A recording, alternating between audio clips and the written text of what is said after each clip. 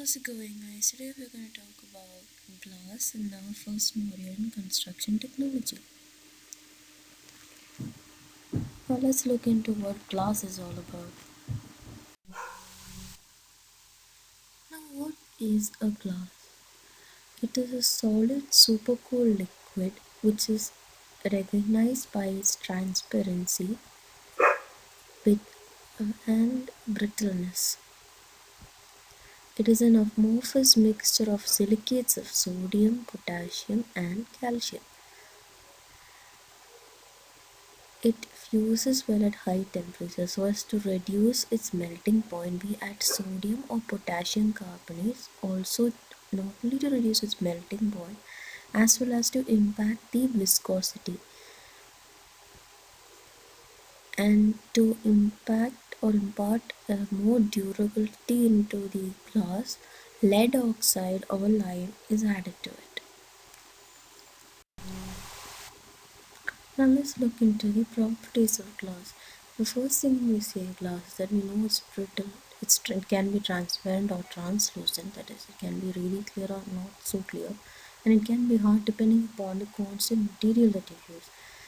Its transparency is because of the excellent polish that we've done to it. So it is done with excellent polish. It is an excellent electrical as well as heat insulator. It can absorb, transmit, and reflect light. It can be made into any desired shape and size. It is welded by fusion at high temperatures. It is elastic in nature. It has excellent resistance to chemicals. It is available in various colors, and these glasses can be cleaned very easily. Now let's look into the classification of glasses. The classification is first is soda lime glass, next is hard glass or potash lime glass, potash lead glass, borosilicate glass, common glass, and special glass. And special glass itself has its own classification, that is wired glass, structural glass, as well as fiberglass. Let's look into each of it in detail. Soda lime glass. This is a picture of soda lime glass. It's easy to remember what's the constituents of soda.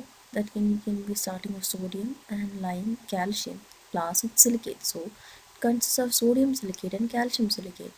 It is fusible at low temperature. Since it's fusible at low temperature itself, it can be welded easily. It is colorless, as you can see in the image, and it is used in windows, panes, glass tubes, and bottles. Next, we'll be looking into potash lime glass. With the name, you can guess what are the constituents: potassium and calcium silicate. This is a picture of potash lime glass. It is mainly a mixture of potassium silicate and calcium silicate, like I mentioned before. It is used in the manufacture of glass articles. It is also known as hard glass or Bahamian glass. Now potash lead glass. Here obviously it consists of potassium silicate and lead silicate. This is a picture of potash lead glass. It is of bright luster, it has great refractive power, and it is used in the manufacture of tableware, electrical bulbs, lenses, prisms, etc. Next is borosilicate glass. Its constituents will be borax, silicate, and also consists of lies but easier to remember with the name itself, borax and silica.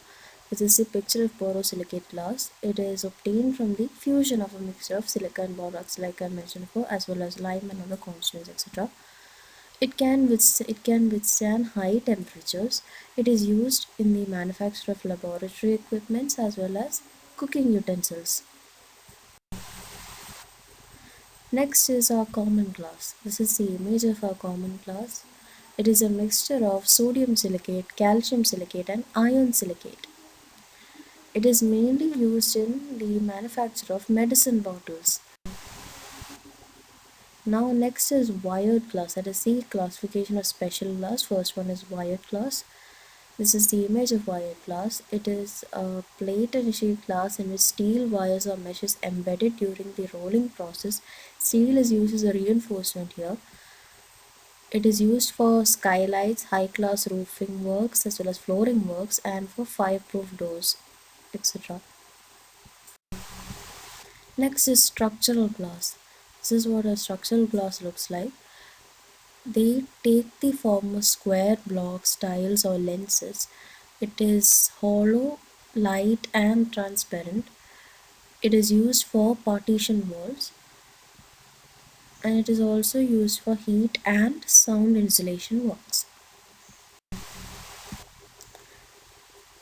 Last but not the least of the classification is fiberglass. They are made of extremely fine fibers. They are used for thermal as well as sound insulation works. Next is the uses of this glass. First thing is used for insulation, for walls, windows, furniture, and bathroom fittings. Here, sheet glass is used for glazing. Gla- uh, Sheet glass is used for glazing, and hollow glass is used in walls and ceilings. And glass linings are used in valves, pipes, and pumps. Okay, guys, so that was all about for today's video. I hope you understood what glass is all about, its properties, its classification, as well as its uses. So with this, I'm going to conclude here. Thank you.